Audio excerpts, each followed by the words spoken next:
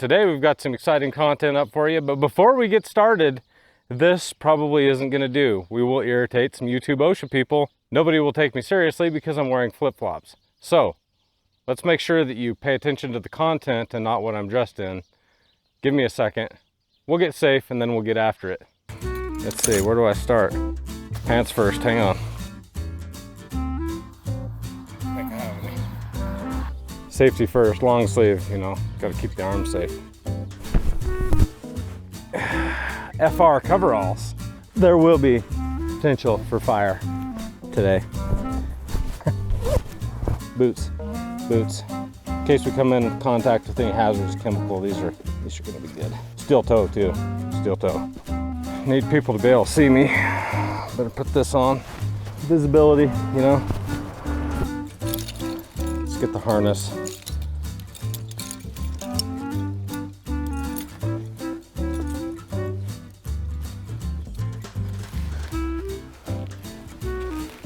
Hang on, I'm gonna twist it up. It is.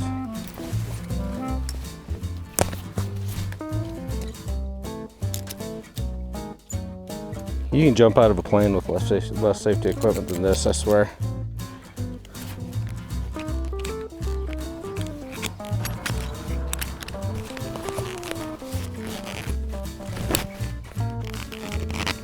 Protect the legs.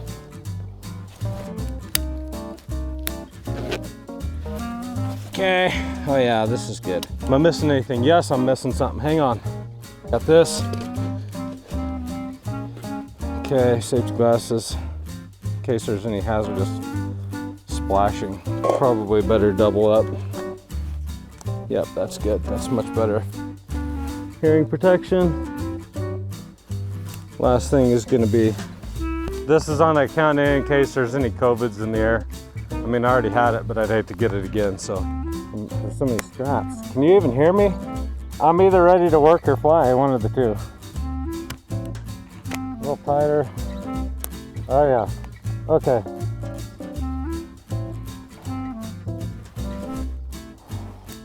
Let's go work. Since we're working on top of a step ladder, OSHA requires a 5,000 pound anchor, so we did put on the harness for this.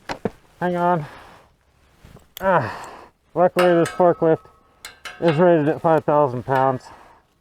That's probably not good, but we won't be here very long. Hang on. Okay. Got my grinder. All right. Guards on it. Safety glasses, hearing protection. Okay, check, we're good.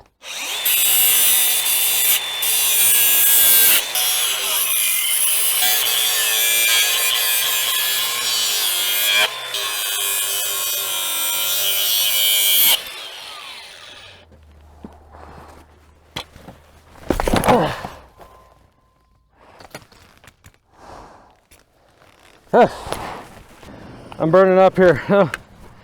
Oh golly, that's all I had to do really, but I wanted to do it safely, so hopefully you've enjoyed that video. That's how we grind the top of a post down for our short people when we need to get a cap on there and it's a little distorted, so we just need to grind that one post down, but we did so safely, so you're welcome.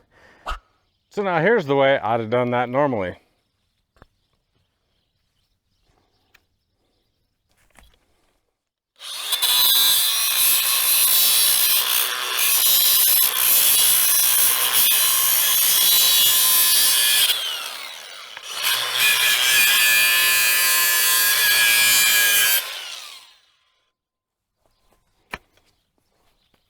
But if I do that, the YouTube OSHA crowd would beat me up. They'd say, oh, you can't believe that you were wearing shorts and you did that and you weren't wearing FRs. Now here's the problem, is that when we put all that stuff on that I had on, we forget to engage this. We think all that stuff's gonna save us. If we never use this, it doesn't matter what we are wearing, we'll have a problem. I choose to engage more of the grain matter between my ears and incorporate just a little bit less safety gear. That just gives us the illusion of safety. If we want to forget to think, we're gonna get hurt no matter what we do. Case in point, we did a lot of razor wire around prisons. And the first time we ever did the razor wire around prisons, one of the things we thought about is well, we're going to get cut up because that stuff's just incredibly dangerous. So we got really long gloves. It was middle of winter. We were wearing heavy coats. We were doing all that stuff. We were well protected. But what we found is the more stuff we had on, the less safe we were, and the more we got hung up in the razor wire. When it came time to do it later on, what we ended up doing, because we came back in the summer and did a bunch more, we were wearing short sleeve shirts, we were wearing regular leather gloves, and we learned how to grab the wire to be safe about it, grabbing it right on top of the razors, which would be counterintuitive, and placing it very carefully. What we found is that the less clothes we wear, the less prone we were to getting snagged and having something tear up our skin otherwise, and we were more cautious when we wore less thick clothing over our skin, actually making us safer. But would OSHA let us do that? No. Now these people that write all these OSHA, let's talk about OSHA for just a second. I have a little bit of a beef with them because the people that are writing all this stuff, when they go do their home improvement projects on the weekends, they aren't doing any of the stuff that they probably write legislation for and write all these rules for us. They're not doing any of that. You at home, when you go take on a project, what are you wearing? Think about that. Are you wearing the same stuff that you're saying that everybody else should wear? Or do you use a little bit more common sense and think a little bit more about what you're doing to protect your health? I'm not saying safety gear is dumb. Safety gear has a place. We get a little bit carried away with how much safety gear we have, and sometimes just all that restriction and movement makes us less safe, not more safe. So think about that the next time you're advocating for some new piece of safety gear. I say we should be thinking a little bit more and wearing a little less safety gear sometimes. Mike Rowe famously said, safety third. Go check out that video somewhere out there on YouTube. You got to bring your brain if you want to be safe. That's key number one, and that's nowhere in OSHA. Nowhere in OSHA does it say you need to think, and that's why OSHA is a failure, just like almost any other government program. Disagree with me? Drop a comment down below. No, this was ridiculous. This was complete satirical stuff. Like I say, it's all about thinking. Engage your brain. Use the things you need to use. I have eye protection, I have ear protection. I'm not going to catch anything on fire if sparks are hitting me.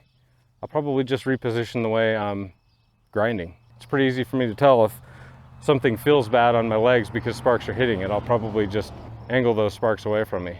That's what thinking's about. But until next time, you have a good dang day.